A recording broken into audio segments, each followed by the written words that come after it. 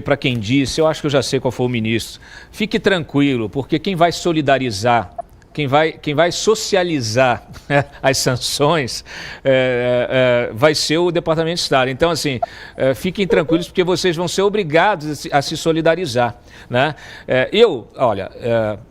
Carol, eu até escrevi ontem no Twitter, eu lamento profundamente, eu como cidadão brasileiro, como um profissional dedicado aí há quase 3 décadas a tentar melhorar as nossas instituições, nosso ambiente de negócios, a nossa sociedade de uma maneira geral, porque eu acho que é para isso que deve servir o jornalismo, né? E não para fazer assessoria de poderoso, de gente poderosa, como a gente tem visto aí. Eu lamento demais. Eu realmente, assim, claro que a gente faz aqui os nossos comentários, assim, dá aquela sensação de bem feito, mas no final das contas, né, eu acho isso um constrangimento terrível, porque para quem está de fora, imagine você que está de fora, tá? Você é uma autoridade estrangeira, aí você olha o Brasil e de repente ministros da Suprema Corte do seu país, Degô, ministros da Suprema Corte do seu país sendo sancionados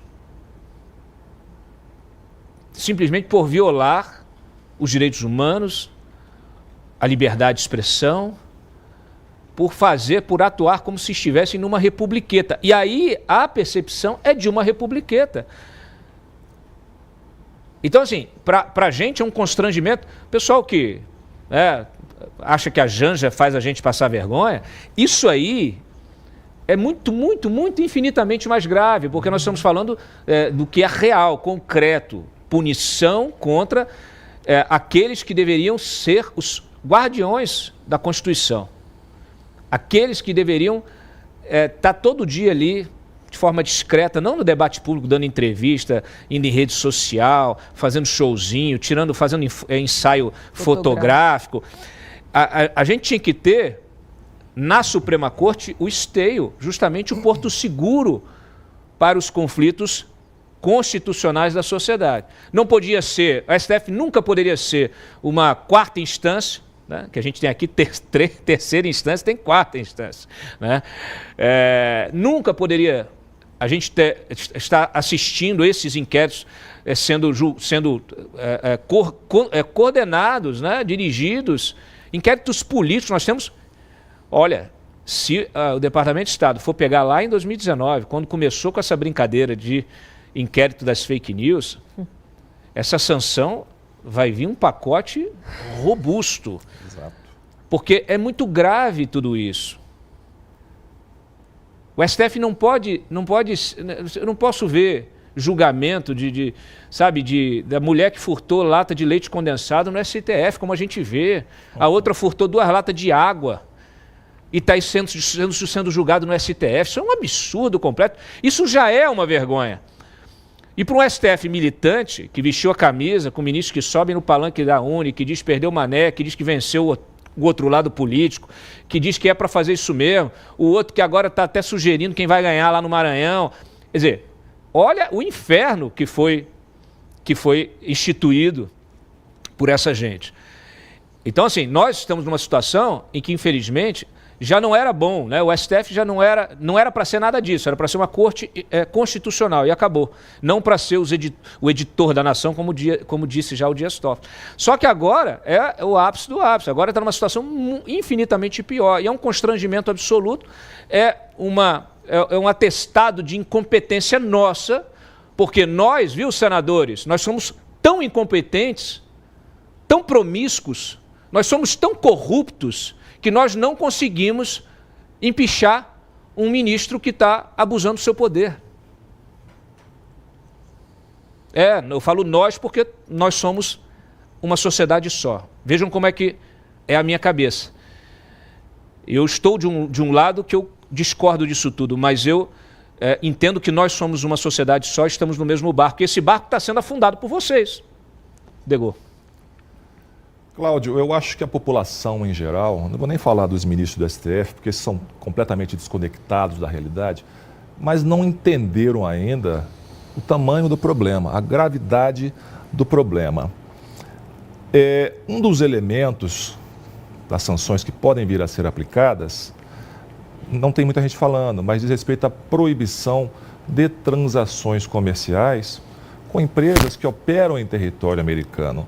Então, na hora que um desses aí que serão atingidos, queira Deus por essas medidas, quiserem comprar uma passagem para Portugal, por exemplo, pela TAP, que opera em território americano, eles não vão poder, porque a TAP tem relações comerciais em território americano.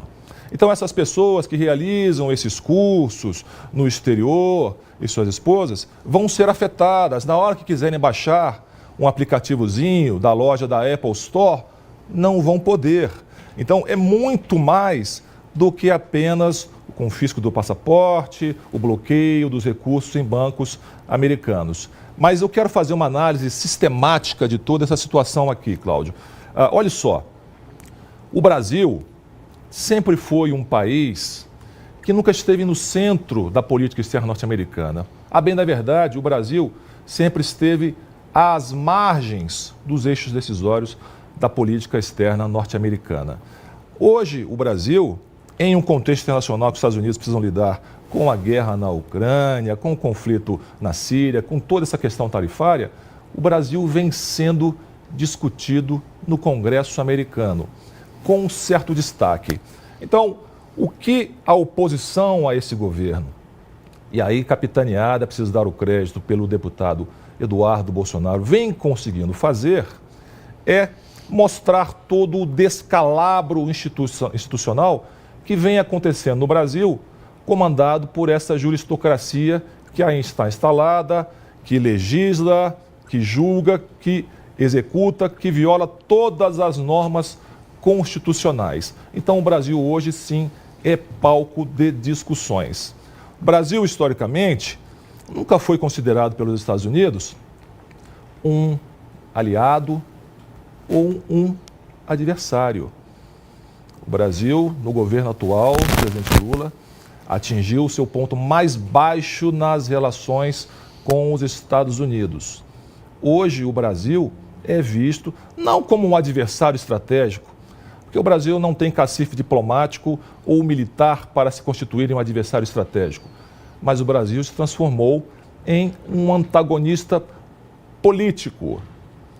Para piorar, aquelas sanções que vinham sendo trabalhadas em nível individual contra agentes do Estado brasileiro, sobretudo o senhor Alexandre de Moraes, o presidente Lula fez um discurso esta manhã dizendo que qualquer sanção aplicada contra esses agentes do STF corresponderão a um ataque à soberania do Brasil. O que é que significa?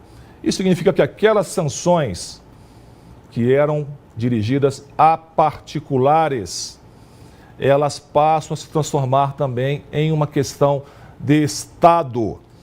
Isso significa que poderão vir sanções contra o Estado brasileiro, que podem também ser sanções comerciais, ou seja, a coisa está escalando, não vai ficar só naquela perseguição não, na aplicação de sanções, porque quem persegue é o STF, não vai ficar só na aplicação de sanções ao STF. A coisa tende a escalar e chegar a um conflito entre Estados. Cláudio.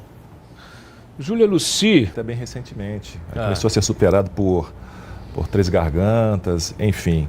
O Brasil como um todo ficou para trás, Cláudio. Isso é muito visível na política externa.